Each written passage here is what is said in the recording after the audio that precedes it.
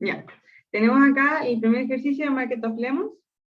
Tenemos un mercado de segunda mano, de autos de segunda mano que tienen, voy a apagar la cámara, que contiene, que hay vendedores. Cada vendedor tiene un auto y en esto es lo primero que hay que ver. Toda la información que me están dando, porque es mucha. Primero tengo el valor del auto. ¿Ya? Esto es directamente el valor del auto, como el precio, entre comillas. Valor del auto. ¿Ya? Y esta va a ser la valoración del vendedor por tener el auto. O sea, yo hoy en día valoro mi auto en teta 0 por B. Y yo sé que B, que es el valor del auto, va entre 0 y 1.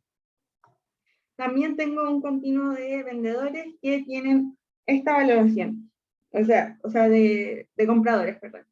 Si eso quiere decir que si alguien llega a comprar el auto, lo va a valorar en esta utilidad de aquí. En estas utilidades, esto lo voy a poner. Esta es mi utilidad o mi valoración por comprar el auto. Si logro obtener el auto. ¿Ya? Y bueno, tenemos que teta es un parámetro que va entre 0 y 1. Teta 0, vamos a decir que es este parámetro de valoración de los compradores, o sea, de los vendedores, que es común a todos, que es un teta 0, un número cualquiera que esté entre 0 y 1. Y nos dicen que el valor de B si distribuye acorde a F de B, que es independiente a los vendedores. Y allá. ¿Quién está diciendo esto? Esta es la forma en que van a distribuir los compradores, o sea, los vendedores. Esta es la forma en que distribuye los vendedores y esta es la forma en que distribuye los compradores. Están netamente en notación, ¿ya? Pero esa es como la densidad al final, o sea, no es la densidad, pero ese es el acumulado de los vendedores y de los compradores representados en una función, ¿ya?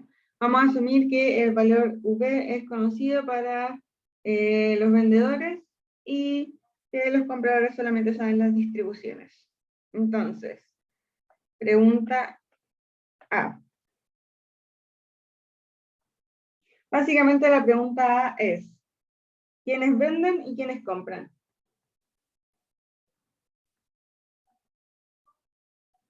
¿Y quiénes compran? ¿A qué me refiero con esto? A que, por ejemplo, cuando estaban en micro, probablemente el profe o algún profe les explicó que en el mercado se van transando las cosas y cuando se transan, algunos se quedan sin el bien y otros con el bien. Al final es quienes alcanzan a comprar y quienes alcanzan a vender. Entonces, ¿cómo enfrentarían este problema? ¿Qué es lo primero que harían? Bueno, y nos pide la respuesta en términos de la distribución G. Que recuerden que la distribución G representa a los compradores.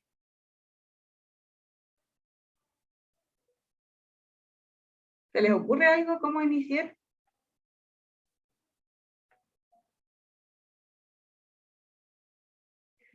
Ya, vamos a tratar de responder esta pregunta.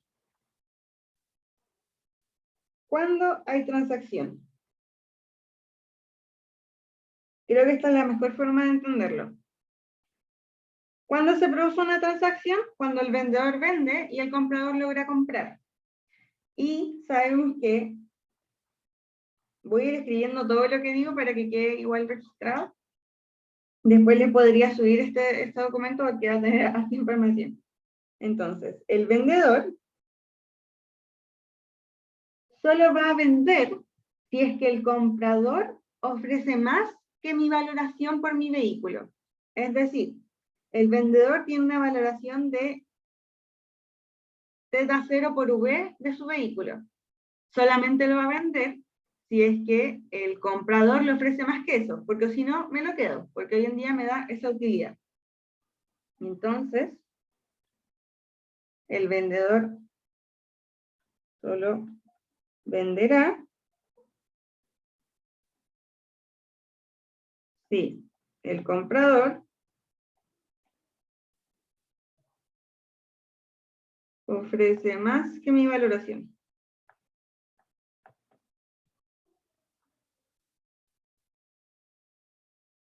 De su valoración. ¿Sí? Esta es la evaluación del vendedor.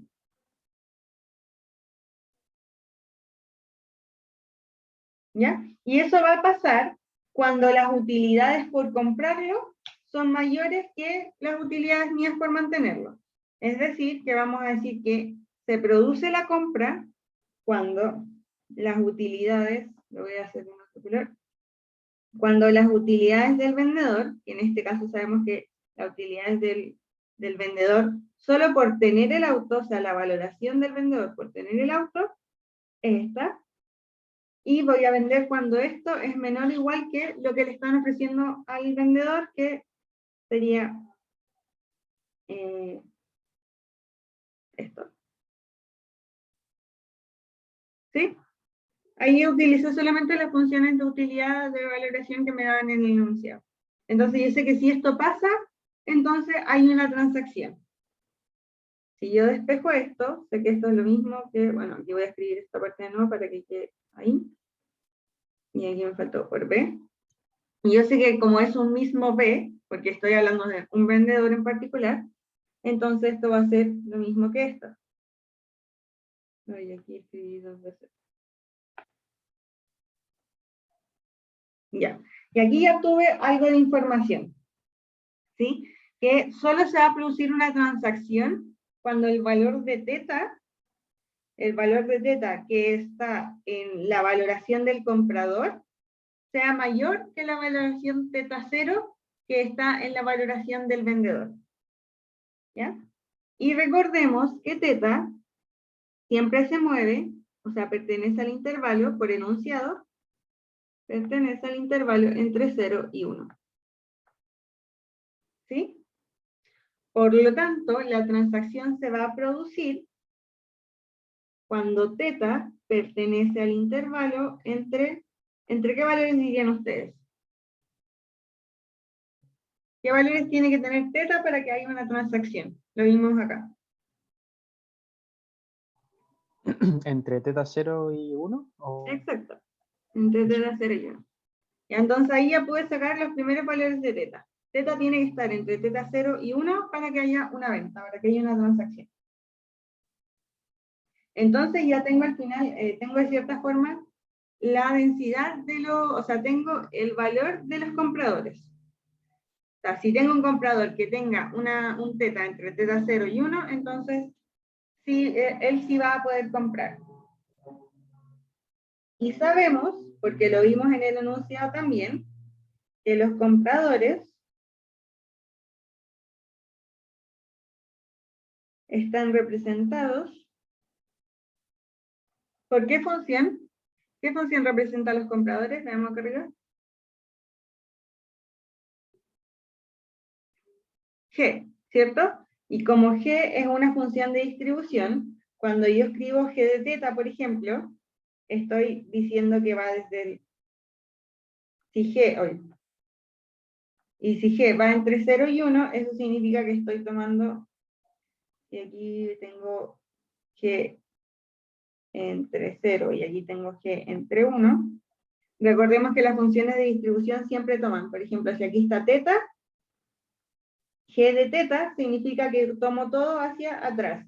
Siempre es como cuando en Goa, probablemente ustedes están con Goa, cuando digo f del tiempo 2, significa que estoy considerando todo lo x menores que 2.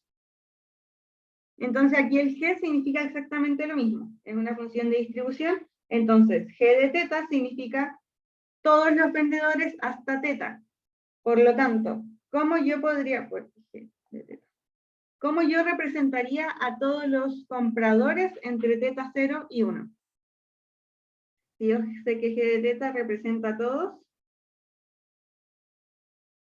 hasta teta.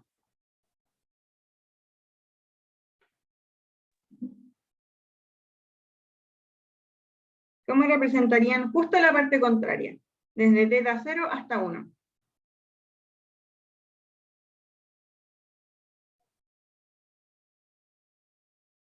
Yo podría decir que no lo sigan. G de teta 0 serían todos los compradores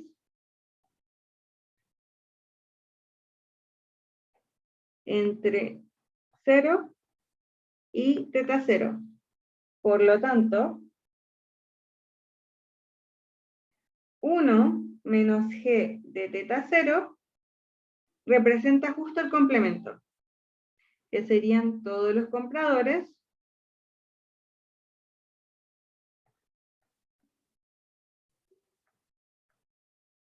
entre teta 0 y 1. Voy a poner con teta 0. Con teta entre... Ahí sí. Uy, no se ve nada. Ya, bueno. Representa a todos los compradores entre teta 0 y 1. ¿Se capta por qué esta expresión es la que justamente representa eso? ¿Esta de acá? Sí. Ya, súper. Entonces esta sería la expresión que identifica a los compradores. Compradores. Entonces ya respondimos la primera pregunta, esta segunda pregunta, que es, quienes compran van a comprar esta cantidad de compradores, y van a ser ellos, en particular, los que tienen un teta mayor que teta 0. Ahora vamos con cómo vamos a representar a los... ¿Cómo vamos a representar a los vendedores? Lo voy a escribir acá. Y aquí estamos representando compradores. Ya. Ahora que nos vamos con los vendedores. Una buena pregunta para iniciar siempre con la parte de los vendedores es ¿cómo escribiríamos las utilidades? No es que siempre se haga así, pero es una buena idea para partir esta parte de las transacciones. Ya nos hacemos esa pregunta. ¿Cómo escribirían ustedes las utilidades globales, a nivel global, o sea, generales? ¿Cómo escribirían ustedes las utilidades de una transacción? O sea, ¿cuál sería la expresión que representa cuánto se gana en una transacción? Si alguien vende y alguien compra.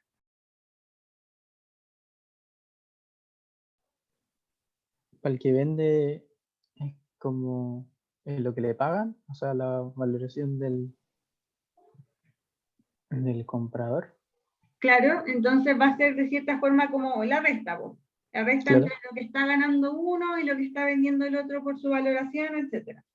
Entonces, como que la plata que va a quedar como circulando de ganancia de alguna forma, se va a ver representada por esta expresión de acá, po. ¿Cierto? Porque al final ese es el precio eso es lo que se transa. Este va a ser el beneficio de la venta para cualquier vendedor B.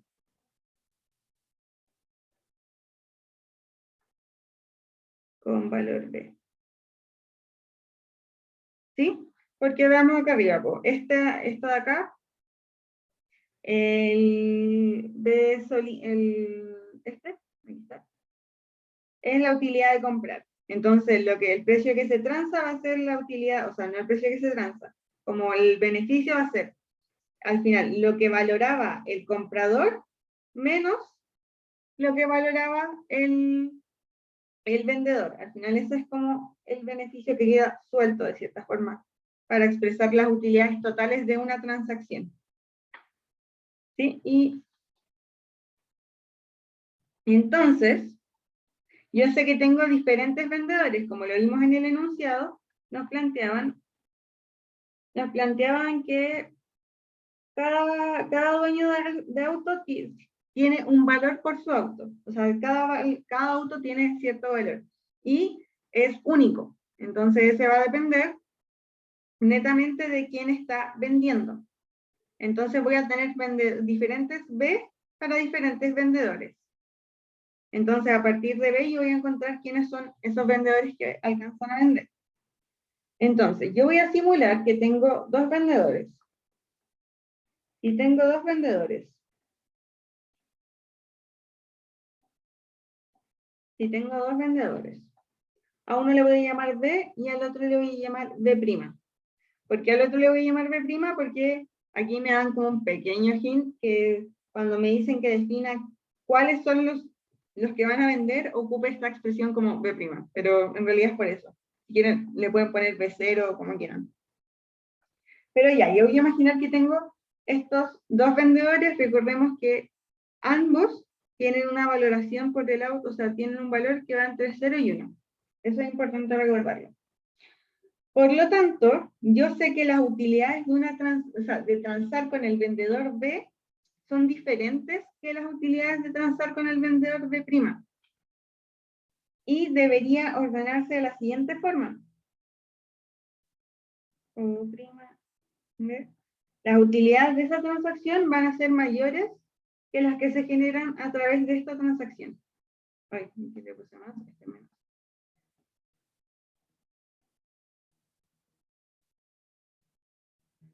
Sí, ahí sí.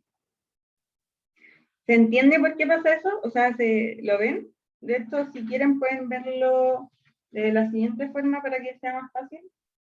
Esto es lo mismo que tener B por z menos z0. ¿Cierto? Y esta resta, perdón, es siempre la misma. Lo único que va a ir variando es el valor de B. Por lo tanto, si aquí B es mayor que B', por lo tanto se espera que las utilidades de la izquierda sean mayores que las utilidades totales de la derecha. ¿Ya? ¿Hasta ahí todo bien? ¿Se entiende lo que estamos haciendo? Al final, lo que vamos a encontrar es este B a partir del cual se empieza a vender. Lo mismo que hicimos con el teta arriba, de que vimos a partir de qué teta se vende, ahora lo estamos haciendo con B. Entonces, si yo sé que si tomamos el parámetro B', yo sé que f de B' va a representa a todos los vendedores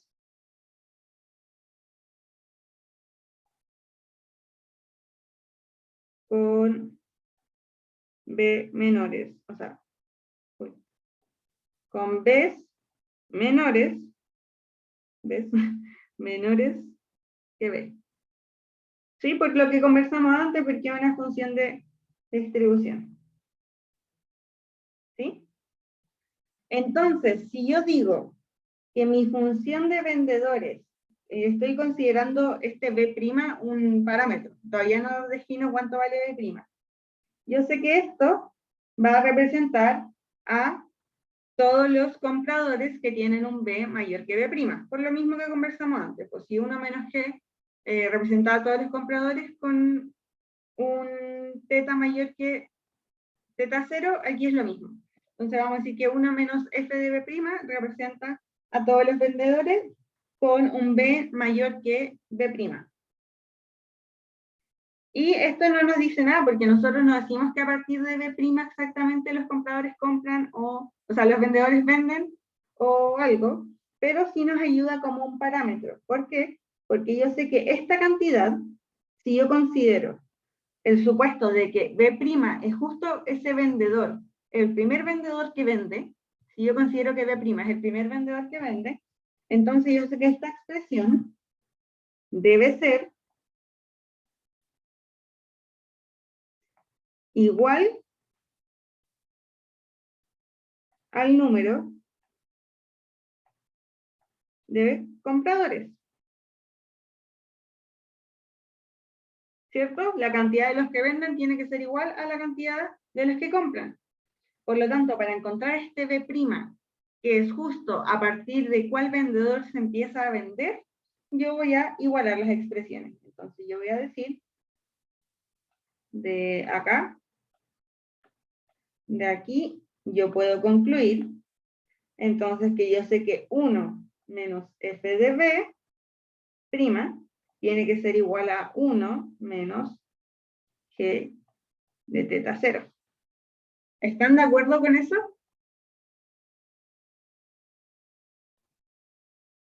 Sí. ¿Sí? El G de 0 eran los que compraban, ¿cierto? Sí. El 1 menos G de 0 eran los que alcanzan a comprar. Entonces decimos que los que compran tienen que ser igual a los que venden. O sea, el mismo número. Si de aquí, si decido, como lo que yo quiero encontrar es lo que yo quiero encontrar es esto de acá, es cuánto vale ese B, a partir de qué B se empieza a vender, lo que hago es despejar B.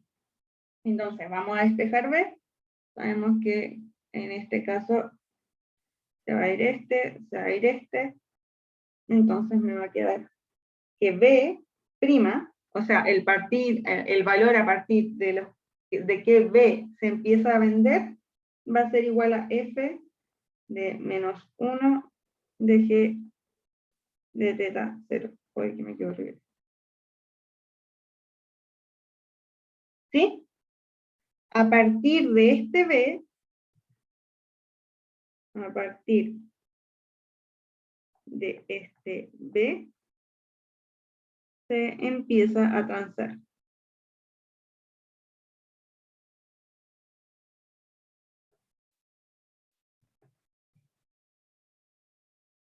¿Sí?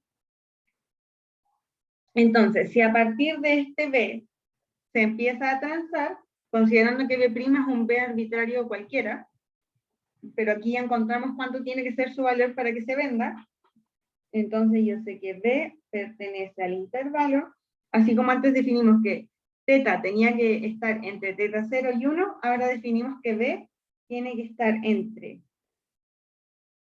F de menos 1 de teta 0 hasta el 1. ¿Sí? Porque recuerden que B también se mueve entre 0 y 1. Y ya tengo entonces listas las expresiones. Tengo ya listo cuántos son los que venden y cuántos son los que compran. Yo sé que B se mueve entre este intervalo con esta expresión de acá. Y tengo a los compradores también listos, que se mueven acá con teta entre teta 0 y 1. Y ahí estaría respondida la primera pregunta. ¿Dudas de esto? Sé que igual es un poco abstracto. ¿Se entiende lo que hicimos?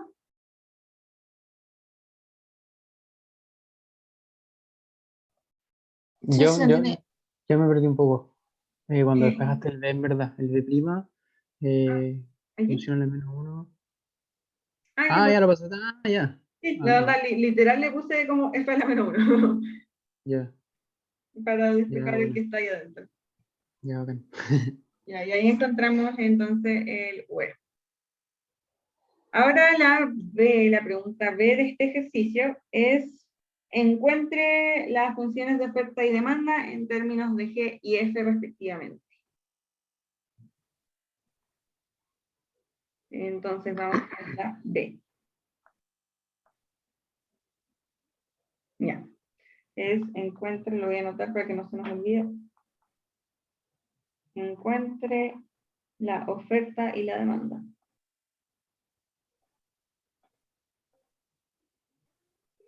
Ya. Para encontrar la oferta y demanda, lo primero que deberíamos pensar en hacer, por los conocimientos que tenemos previos de las curvas de oferta-demanda, por lo que vieron en micro, por lo que vieron en larga, es que deberíamos definir alguna especie de precio P, ¿ya? Y yo lo voy a dejar expresar así tal cual, como P nomás. Como yo sé que se tiene que transar algún precio P, entonces eso lo voy a llamar así, ¿ya? Y ante eso voy a ocupar la misma lógica que ocupé antes, porque yo lo que quiero encontrar son las curvas de oferta y demanda. Entonces, la lógica que yo voy a utilizar es decir, al igual que antes, pero ahora en vez de definir con las funciones de utilidad, voy a utilizar sí o sí mi precio P. Entonces voy a decir, el vendedor vende si Díganme ustedes, ¿cuándo vende el vendedor? Considerando que tengo un precio.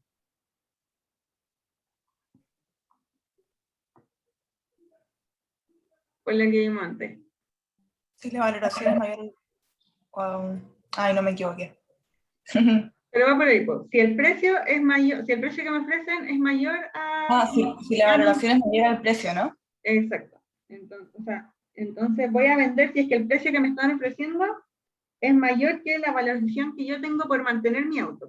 Yo sé que mantener mi auto yo lo valoro en esta cantidad, por lo que me decían en el enunciado. ¿Ya? Por lo tanto, los que van a vender van a ser los que cumplan con la condición de que el precio del auto, que es B, va a ser menor que el precio partido en teta 0. Y recordemos que teta 0 era un parámetro que era conocido para los vendedores.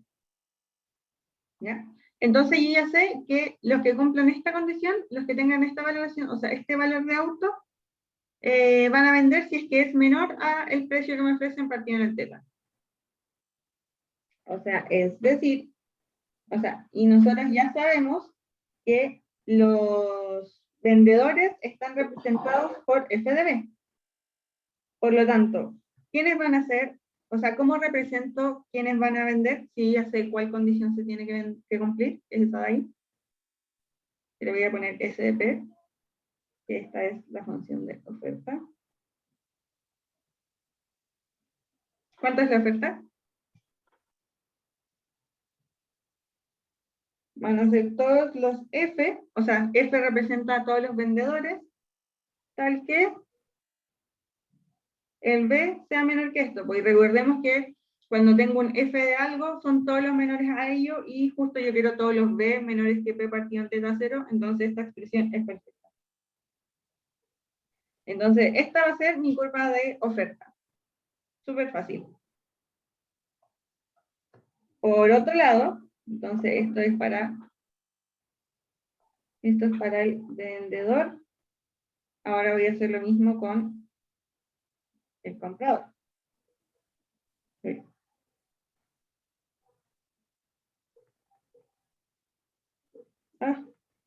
Se me ocurre. Entonces, el comprador. Andrés, por si acaso, tenía el micrófono encendido. Sorry. No me molesto, te avisaba por si acaso. El comprador, ya. Entonces, ¿qué pasa con el comprador? El comprador compra, sí. ¿Qué tiene que pasar para que el comprador compre? El precio tiene que ser menor como su valoración. Exactamente. Entonces, yo sé que el teta, voy a dejar un espacio aquí, y luego van a ver por qué, tiene que ser mayor al precio. Y esta es mi valoración por comprar el auto, ¿cierto? Pero mi valoración en este caso va a depender del tipo B, ¿cierto? Va a depender netamente porque aquí, como ustedes saben, aquí va una B. Pero todos los B son diferentes. Entonces, en este caso, va a depender netamente del tipo de B que sea. Y por eso yo no voy a llegar y voy a escribir una B, sino que voy a decir que es el valor esperado dependiendo del precio, ¿ya? O sea, esto va a representar que la utilidad que yo espero recibir, o sea, la utilidad esperada, es mayor al precio que ofrezco. O sea, es lo mismo que decían, pero ahora considerando que el que va a comprar tiene que esperar, o sea, hay tantos B que yo voy a tener una utilidad esperada dependiendo del B. Entonces, la utilidad esperada es mayor al precio que se oferta. O al precio del mercado, de este P. ¿Ya? Entonces, vamos ahora a considerar esta expresión. En vez de poner solo el B, vamos a poner un B esperado para el comprador. ¿Sí? Porque, sí, decía que solamente el comprador, aquí veamos en el enunciado, nos planteaban que B es un valor conocido para los vendedores, pero los compradores solamente conocen las distribuciones. Entonces, por eso decimos que tenemos un B esperado. Entonces, finalmente la demanda, que la voy a expresar así, BDP, que es la demanda. ¿Cuál va a ser la expresión que define la demanda? Sabiendo que en este caso voy a tener que usar G, porque G de teta representa a todos los compradores. ¿Cuál sería? Miren esto.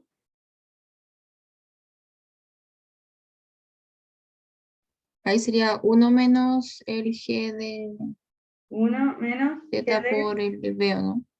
¿de cuánto? Del teta por el B esperado. Acuérdense que, sí, pero acuérdate que acá adentro va teta.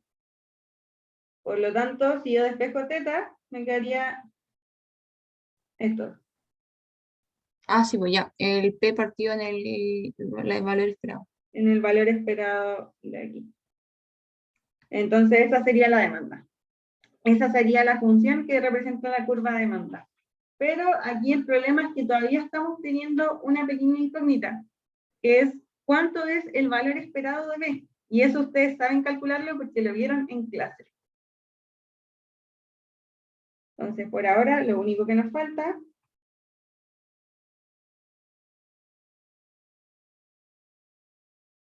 lo único que falta para tener bien listas estas expresiones, ¿qué sería?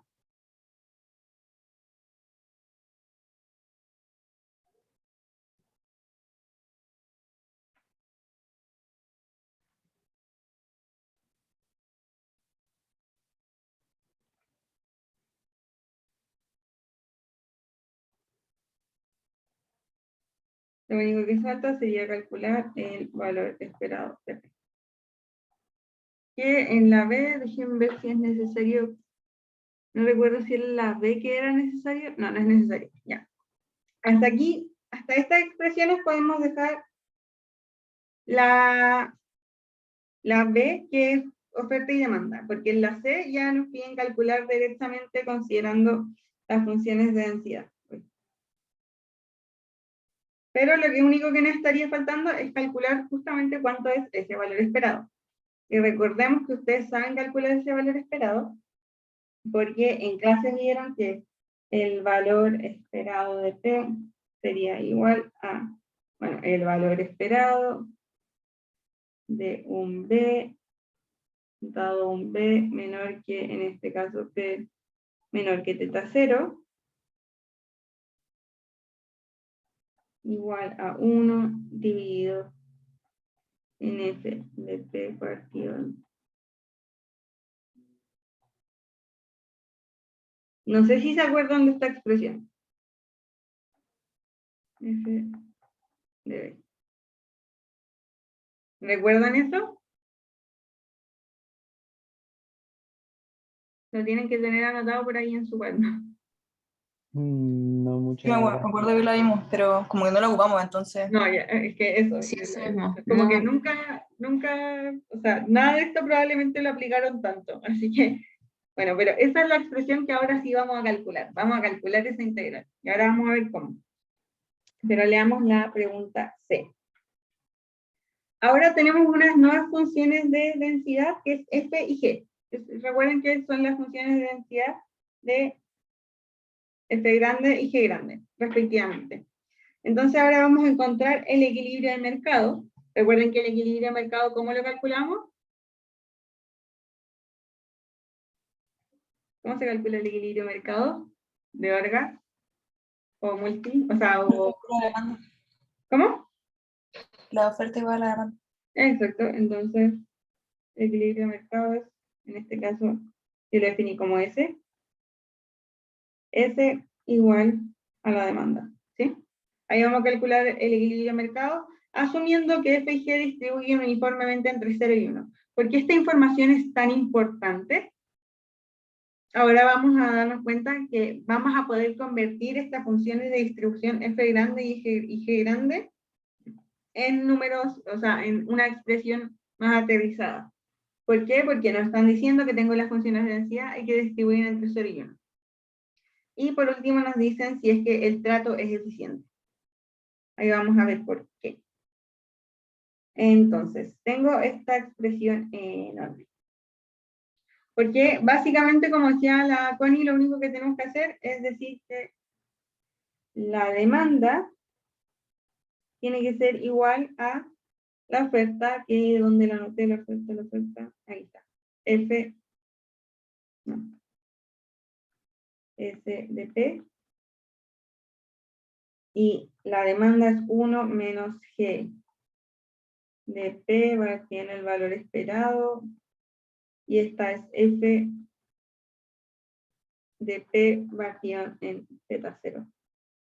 Entonces, lo único que me falta calcular es esto de acá. Y lo tengo allá arriba. Pero primero veamos qué información me está dando esas distribuciones. ¿Ya? ¿Alguien sabe qué información me está dando esto de que me están dando un F? Lo voy a anotar con otro lado. Me están dando un F y un G, que son funciones de densidad que distribuyen entre 0 y 1.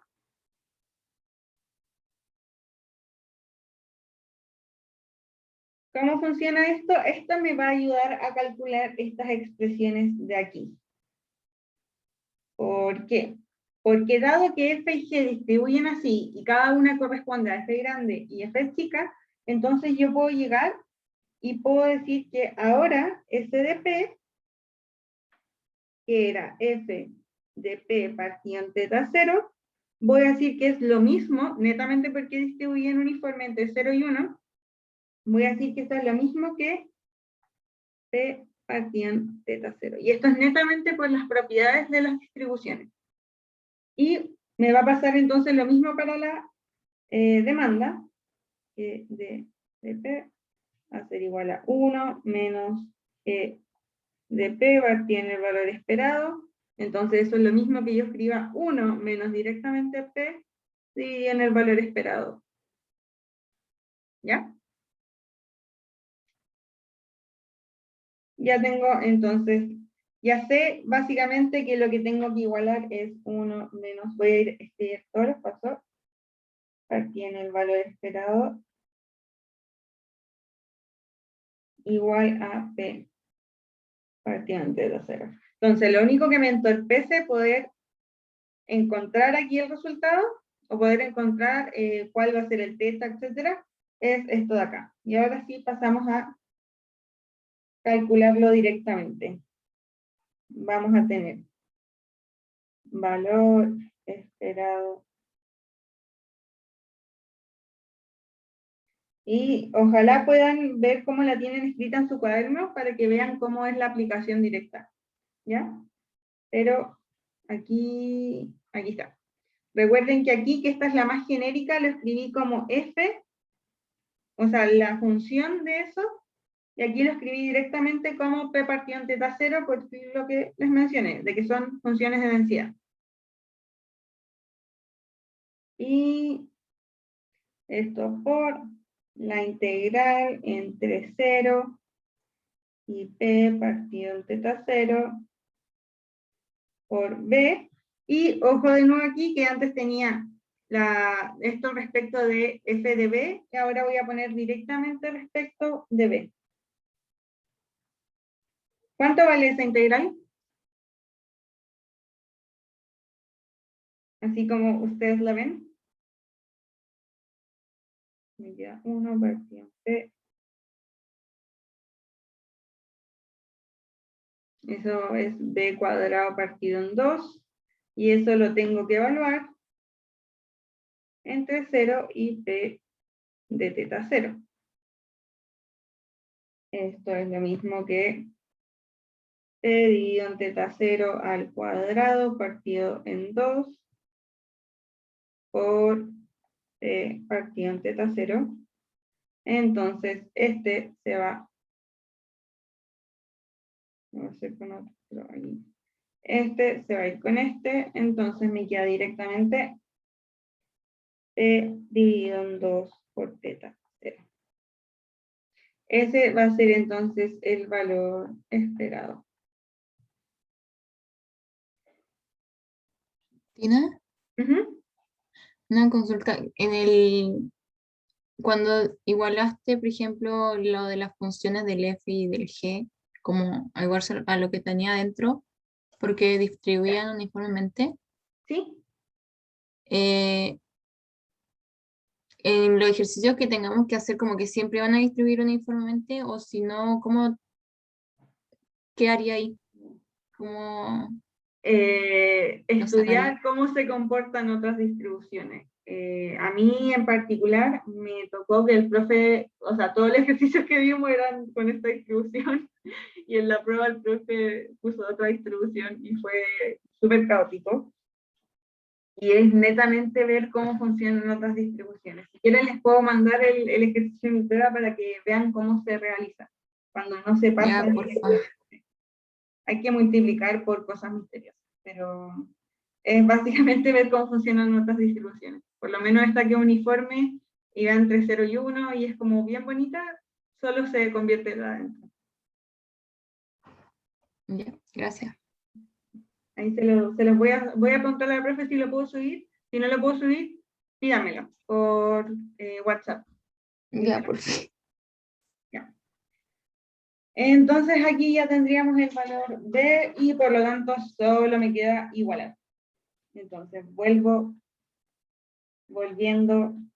al equilibrio. Volviendo al equilibrio, me quedaría que d de p igual a 1 menos. Recordemos que esto era p partido en el valor absoluto. No se vayan a equivocar y vayan a poner aquí al tiro el valor, o sea, el valor absoluto, el valor esperado, sino que es p partido en el valor esperado. Entonces me quedaría p y esa expresión al revés me quedaría por 2 teta 0 partido en p. Los p se van. Y esto me queda igual a la oferta que era P partido en teta 0, que esta es la oferta. Entonces me queda P igual a teta menos 2 teta 0 al cuadrado. ¿Sí? ¿Despejé bien? Creo que sí. Lo que hice aquí fue despejar P. Ahora, ¿qué conclusiones puedo sacar de esto? ¿A alguien se le ocurre? Recordemos que la pregunta es básicamente encontrar el equilibrio competitivo. O sea, extraer información de esta expresión que tengo acá, porque yo sé que ese es el valor del precio en equilibrio competitivo. Pero puedo extraer más información de esta, puedo estrujar aún más esta expresión.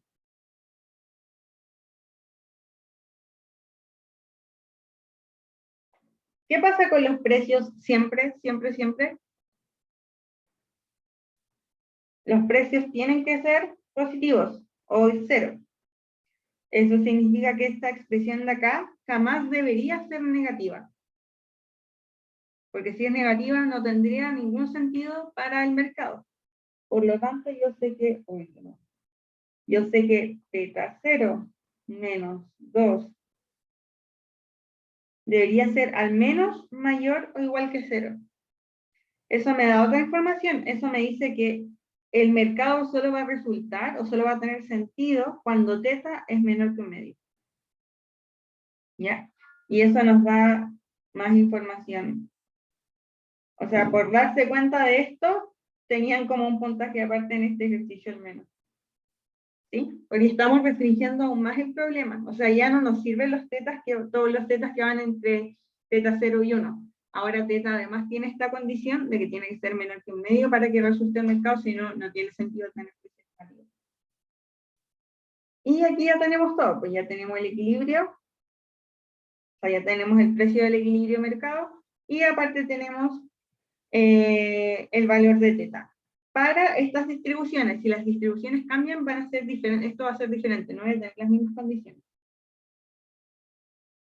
Y además ahí me hacían una preguntita extra, que era si este equilibrio o si este trato, si esta forma de avanzar es eficiente o no es eficiente.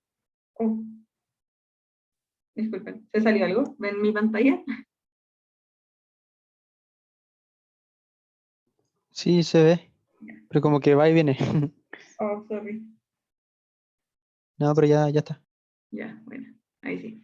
Ya, entonces lo que nos falta es eficiente? Ver si es eficiente. ¿Y cómo podría yo darme cuenta si es eficiente tener un mercado con estas distribuciones? Voy a mirar arriba y me fijo en que la primera pregunta, esto solamente tienen que fijarse, la primera pregunta yo ya saqué cuánto era la cantidad eficiente de vendedores y de compradores. De hecho, lo calculé. Calculé estas expresiones. Las tengo acá. Y yo calculé que la cantidad de compradores era 1 menos G de teta 0. Eso representaba absolutamente a todos los compradores en un mercado eficiente. No necesariamente el que me preguntaban ahora. Entonces, por A, yo sé que lo eficiente, yo sé que es eficiente tener 1 menos G de teta 0 compradores. Lo que para estas distribuciones sería equivalente a tener 1 menos teta 0 compradores, bajo este contexto. Estoy llevando todo como al contexto en que estoy en la C. Y yo me doy cuenta de que en este caso, en C, encontré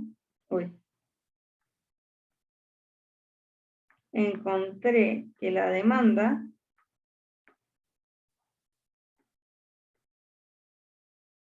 ¿cuánto era la demanda? En este caso, para la C, ¿cuánto nos dio la demanda? ¿Dónde la anoté? ¿Dónde la anoté? ¿Es 1 menos 2 por teta 0? Sí, 1 menos 2 por teta 0, gracias, Penny. Entonces encontré que la demanda de B era 1 menos 2 por teta 0. Entonces, ¿coincide esta demanda con la demanda eficiente que yo había encontrado en la A? No. Entonces, el mercado, este último mercado no debería por qué ser eficiente. Si yo sé que en genérico, la cantidad eficiente de compradores es 1 menos teta 0. ¿Se entiende? ¿Se entendió el ejercicio? Eso ya es todo el ejercicio.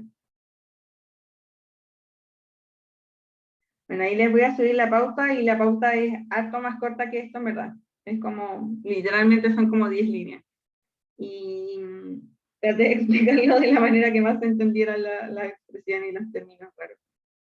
Pero ahí se las voy a subir para Sí, que... ¿Mm? te pasaste. Muchas gracias, ¿no? Sí, se Porque entendió todo. está buena la explicación. Yo en verdad no he estudiado para esto porque con la prueba y todo, pero Yo se pensaba que entiende. esto entraba a la prueba 2 y lo leí y te juro que no entendí nada. No, sí, eso es súper difícil, te juro, es como que ayer lo recordé y dije, oh, en verdad era difícil esta parte. Ya, ahora vamos con el segundo ejercicio, que es un poquito más corto, pero que igual hay que entenderlo bien, que es de signaling. ¿Ya? Recordemos que en signaling tenemos dos tipos de equilibrio, tenemos el equilibrio que es separatista y el equilibrio que es un pooling que es cuando yo no puedo identificar qué tipo de candidato tengo. O sea, no puedo identificar los esfuerzos. ¿Ya? Entonces, en este caso vamos a encontrar el equilibrio para el caso que es separado, ¿ya? Que yo puedo identificar si es un buen candidato o es un mal candidato. Hay un ejercicio más que es para pooling, pero no lo vamos a alcanzar a ver, pero igual les voy a dejar la pauta y ahí ustedes me dicen si la entienden o la grabo. Vamos a hacer este rápido. Entonces, vamos a leer el ejercicio. Déjenme un segundito que...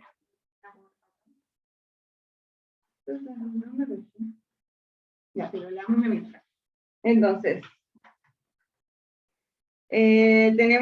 Consideremos un mercado de consultores. Voy a destacar la información importante aquí. La empresa puede identificar que existen dos tipos de postulantes. Tenemos unos postulantes buenos con probabilidad P y tenemos postulantes malos con probabilidad 1 menos P. Además tenemos que, bueno, las distribuciones de conocimiento común. Ya. Y aquí está. La compañía puede identificar diferentes tipos de esfuerzos, ¿ya? Y E va entre 0 y 3, donde 0 corresponde a alguien que no tiene educación y 3 corresponde a alguien que tiene un alto grado de educación. Y nos dan que la utilidad de los candidatos es W menos EC, donde W es el sueldo, es el nivel de educación, y C es el costo por haber incurrido en esa educación. ¿Sí? Entonces sabemos que el costo de obtener una educación es proporcional a mi nivel de educación justamente. Entonces sabemos que si el candidato es bueno, el costo por haberse educado es de 0,5, y si el candidato es malo, el costo por haberse educado es de 1. ¿Por qué? Porque obviamente le costó más. Y tenemos la función objetivo de la compañía, que es ojalá encontrar el W que minimice todos sus costos. Entonces, lo primero que les recomiendo, antes de definir directamente cuál va a ser el equilibrio de Nash-Bayesiano, es que traten de entender esta función objetivo. Si la ven así, ¿entienden por qué la empresa tiene esa función objetivo?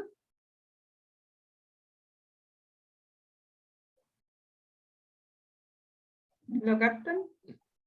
Yo no. ¿No? Bueno, Yo no. la parte más simple, entre comillas, de ver es que claramente sus costos, o sea, como algo menos los costos, y ese costo es el sueldo que le van a pagar a la persona, ¿cierto? En este caso, este es como el costo de contratar a alguien está representado por el sueldo que yo le voy a pagar. Y como vieron en clase, las ganancias, por ejemplo, de la empresa van a ver, o sea, se ven representadas por la productividad de esa persona. O sea, esa persona es productiva y yo le pago un sueldo. Ahí tengo como lo que me da y lo que yo le tengo que dar. Por lo tanto, en este caso, 1 partido C representa de cierta forma la productividad de la persona.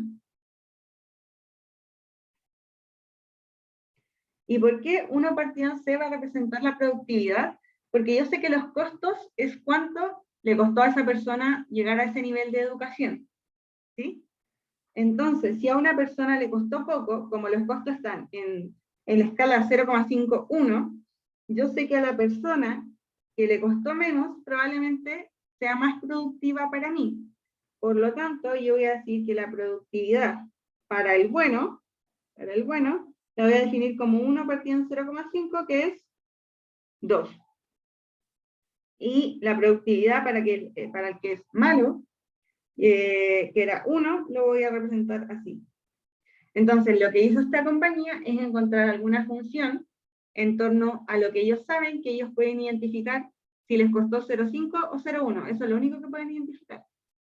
Entonces voy a decir, ya, a los que les costó 0,5 probablemente sean productivos 2, y a los que les costó 1 probablemente sean productivos 1. ¿Ya?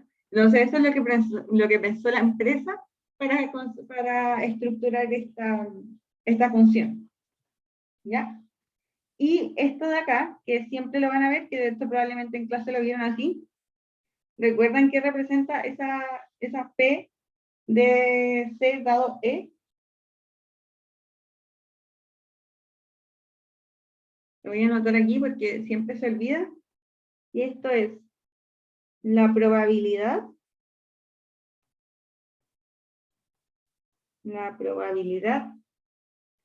de que,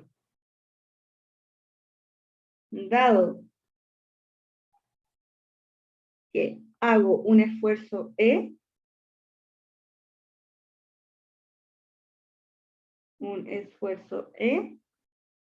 yo sea del tipo C. Que nosotros ya vimos que el C va a ser el parámetro que nos va a indicar de cierta forma la productividad. ¿Ya? Entonces, eso es lo que dice. Si yo tengo un costo C, ¿cuál es la probabilidad de, o sea, si yo soy del tipo C, dado que hago el esfuerzo E? Eso es lo que representa ese P de CE. Y ahora sí vamos directamente a definir el equilibrio. La A es esta típica pregunta de formalidad de definir todas las cosas importantes que puedo ver en este problema. Entonces, lo primero que vamos a definir son ¿cómo se llama esto? Como los parámetros importantes que voy a tener que encontrar. Primero voy a tener que definir cuál es el mejor esfuerzo. Voy a tener que definir el salario para cada tipo de esfuerzo. Y voy a tener que definir cuáles van a ser estas probabilidades de que, dado que se hace un esfuerzo, sea de ese tipo. Y además, bueno, esta es información extra, pero eso es lo que tengo que definir. Yo sé que C pertenece al intervalo, o sea, pertenece al conjunto que es o 0,5 o 1, y todo esto sujeto a. Otra información que tengo. Lo primero que tengo que identificar son los esfuerzos. O sea, cualquier esfuerzo, cualquier esfuerzo, para todo esfuerzo, sabemos que este va a pertenecer entre 0 y 3. ¿Sí? Eso nos lo dice el enunciado. Y ahora vamos a ver cosas un poquito más complicadas. Lo segundo que yo hago es definir cuál va a ser, por ejemplo, la probabilidad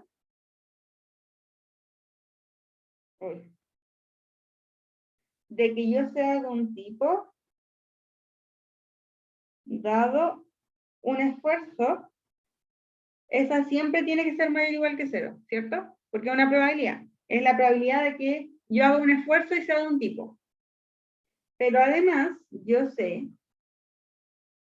que si sumo todas las probabilidades, o sea, si sumo todas las probabilidades de que cierta persona sea de cierto tipo y haga cierto esfuerzo, ¿cuánto debería ser? Si yo considero a todas las personas, y esto es netamente para definir el juego.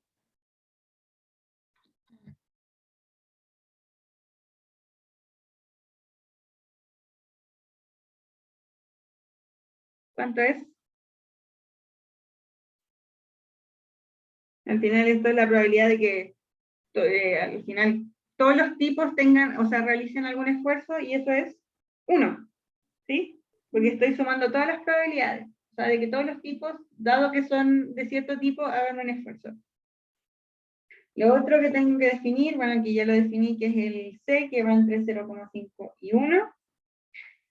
Tengo que definir, y aquí estas partes son importantes, tengo que definir algo que se llama lo que es óptimo para la firma, que se refiere, esto siempre se define igual, optimality. Y yo sé que esto, o sea, la ecuación va a ser 1 partido C menos W, porque esto me lo daban, por la probabilidad de que cierto tipo haga dado cierto esfuerzo. Y que me estaría faltando definir. Bueno, y esto de aquí yo voy a encontrar el sueldo óptimo. La idea es que la función objetivo me entregue al final el sueldo óptimo que le voy a pagar a cada participante, que voy a ofrecer. Me estaría faltando que es el optimality, pero para el postulante, que en este caso vimos que era maximizar su sueldo menos C por E. Recordemos que esto en este caso representan los costos. Y los costos son C, que es el costo por haber hecho algún esfuerzo. Creo que ahí tengo todas las definiciones. Sí, creo que sí. Sí. Ahí me falta escribir que esto también es netamente de notación, que siempre se dice que eso lo vamos a escribir así. Que el E de algún tipo es el E mismo. Hasta ahí. ¿Dudas? Esto es netamente notación. ¿No? Ya. Y no sé si recuerdan que con el profe vieron una especie de arbolito en donde planteábamos las probabilidades de ser del tipo, en este caso voy a decir, del tipo alto, dado un esfuerzo. ¿Recuerdan eso? Entonces, ¿cuál es la probabilidad de que si yo soy del tipo alto, haga un esfuerzo alto? ¿Y cuál es la probabilidad de que yo, esto es cuando E es igual a E de 0,5? Y aquí voy a definir cuando E es diferente del esfuerzo de la persona de tipo alto. O sea, la probabilidad de que alguien de tipo alto haga un esfuerzo de tipo alto la voy a definir como 1, y para cualquier otro E la defino como 0. Y ese también es por formalidad. Sí, ahí está. ¿Dudas con esa última parte? Eso creo que lo vieron en la última clase, así que más o menos deberían tenerlo un poquito fresco. ¿Ya? Eso se hace para definir el juego. Entonces, ahora, en la B, nos piden en 3 minutos, voy a definir, o sea, voy a encontrar justamente ese equilibrio. Entonces, para encontrar el equilibrio, ya tengo todo eso, tengo escrito casi todo, entonces recordemos que el paso 1 es definir las probabilidades, pero ya las tengo escritas, las voy a reescribir la probabilidad y voy a escribir qué significan para que lo tengan en cuenta cuando lo lean. Recuerden, esto se lee como la probabilidad de que alguien sea productividad tipo alto, dado que hace un esfuerzo de tipo alto. Esto lo voy a redefinir así, y ahora vamos a ver por qué. Esto es lo mismo que las probabilidades de que alguien haga un esfuerzo tipo alto, y estas son 1. Y aquí lo voy a escribir, esta es la probabilidad de que sea del tipo alto,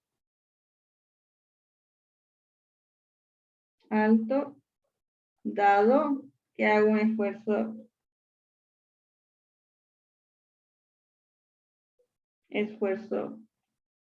alto. Y esa probabilidad es igual a 1. Y pasa lo mismo con el otro, la probabilidad de que sea del tipo alto, dado que haga un esfuerzo que es diferente al del tipo alto, es 0. Y esto es lo mismo que P de igual 0. Ahora, esa es la parte 1. Vamos con la parte 2. Y ustedes vieron todas estas ecuaciones con el profe, las que vamos a ver ahora. Creo que las tengo anotaditas acá. Entonces, para definir, tenemos que tener esta tabla de aquí. Esto lo tienen que anotar sí o sí, como respuesta, esto. ¿Sí? Eso. Más. Tienen que poder tener el sueldo. ¿Recuerdan cómo se calcula el sueldo? ¿Lo recuerdan? ¿Lo recuerdan? Yo no. ¿No? Esto siempre es esto más probabilidad de ser del tipo alto dado el esfuerzo por esta resta de aquí. ¿Ya? Eso siempre se calcula igual. Entonces, a partir de eso, yo voy a calcular los sueldos. Entonces, si yo quisiera calcular el sueldo de un tipo alto, lo que hago es, yo sé que el tipo alto lo escribo como, o sea, el esfuerzo, dado el esfuerzo alto,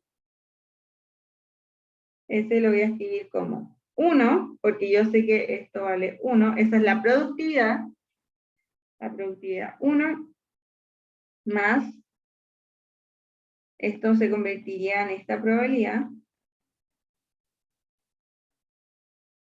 dado que hago un esfuerzo alto, Y yo sé que esta es, la productividad del alto es 2 y la productividad del bajo es 1. ¿Y cuánto vale esta probabilidad? Lo vimos arriba. La probabilidad de que yo hago un esfuerzo, o sea, de que sea del tipo alto, dado que hago un esfuerzo del tipo alto. ¿Cuánto vale esa probabilidad? 1. 1. Por lo tanto, el sueldo de una persona, el sueldo que yo debería pagar a una persona que hace un esfuerzo del tipo alto, ¿cuánto es? 2. 2. Exacto. Y ahora si yo lo calculo para cualquier otro E, que puede ser tanto del ¿no? tipo bajo como cualquier otro, ¿cuánto sería? 1. 1. ¿Por qué? Porque esta probabilidad se convierte en 0, ¿cierto? La probabilidad que sea del tipo alto, dado que hago cualquier otro esfuerzo, es 0, porque lo vimos arriba. Esta se hace 0. Y ahora que tengo los sueldos es súper fácil porque me faltan solamente las últimas restricciones. Se las voy a anotar aquí para que las recuerden. Siempre, siempre, esto no se les puede olvidar. Tengo, bueno, ahí está el 2 y el paso 3 es tener C, D, E, del tipo alto, que en este caso se define, les voy a anotar el genérico, menor o igual. Y ahora vamos a completar estas expresiones porque probablemente en clase las vieron parecidas, pero aún así no es tan fácil aterrizarlas. Y eso implica que... Y por último, C.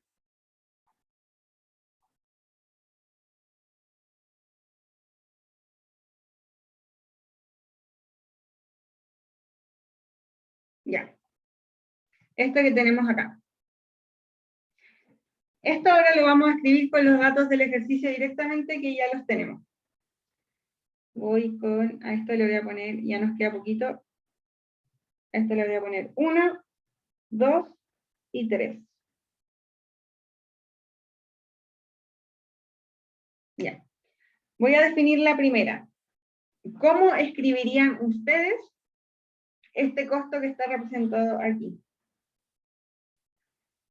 Si volvemos arriba, recuerden que cualquier costo, donde lo escribí, okay, que los costos son el costo de hacer un esfuerzo por el esfuerzo que hice, siempre. Esa es la función de costo en este caso.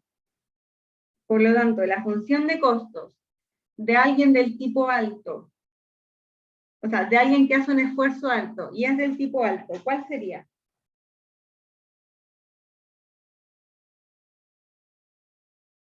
Voy a anotar aquí, costos C por E. Primero, es una persona que hace un esfuerzo alto, entonces voy a anotarlo como E de 0,5, ¿sí? Porque recuerden que es el esfuerzo de una persona de tipo alto. Por el costo de que una persona del tipo alto haga un esfuerzo del tipo alto, que en este caso yo sé que eso es 0,5. Yo digo que eso tiene que ser menor o igual que 2 menos 1. Uy. Lo importante es que se entienda la primera expresión. Vamos con la segunda a ver si lo entendieron. 2. ¿Cuál sería entonces la expresión de los costos para una persona que hace un esfuerzo de tipo bajo y que es del tipo bajo? ¿Cómo lo escribirían ustedes? ¿Se les ocurre?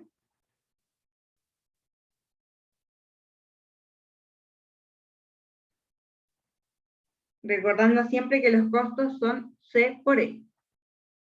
Entonces sería el esfuerzo de alguien de tipo bajo, que recordamos que es 1, por el costo para esa persona de hacer ese esfuerzo, que como es una persona de tipo bajo, entonces va a ser 1 también.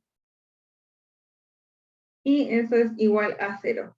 Eso nos lleva a concluir, entonces, que el esfuerzo para cualquier persona que sea del C igual 1 es 0. Por último, la expresión 3. Traten de hacerlo ustedes. ¿Cómo definen este costo de aquí? Es lo último. El E asterisco de 0,5 Claro, porque estamos evaluando el esfuerzo de una, o sea, un esfuerzo alto, ¿ya? por el 1. Exacto, porque es una persona de tipo bajo.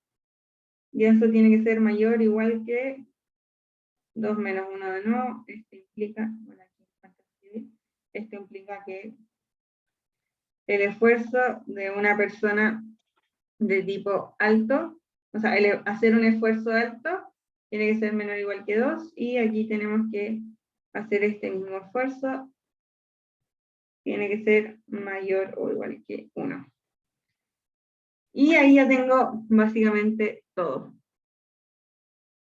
Creo que no me faltó nada, dejen revisar la pauta un segundo. No. Y como resumen, mega resumen, la respuesta sería, se las voy a escribir aquí para que la tengan, pero básicamente reescribir ordenadamente todos los cálculos que hicieron antes.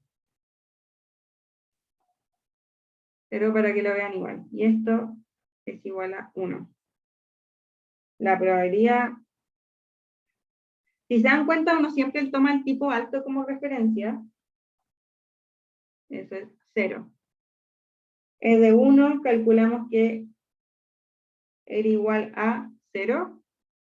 Y dijimos que E de 0,5 estaba entre 1 y 2. Porque lo calculamos recién. Dijimos que E de 0,5 tenía que ser menor que 2, pero mayor que 1. Y por último, que el sueldo de una persona que hace un esfuerzo del tipo alto tenía que ser 2, y el sueldo de una persona que hace un esfuerzo de cualquier otro tipo de esfuerzo, ya sea bajo o cualquier tipo de esfuerzo, tiene que ser 1. Y esto es para todo diferente de un esfuerzo alto. Estos puntitos de acá son los que tienen que escribir siempre como respuesta final. Y ese sería el equilibrio separador. Este que está aquí. ¿Dudas? ¿No? Voy a dejar de grabar ya.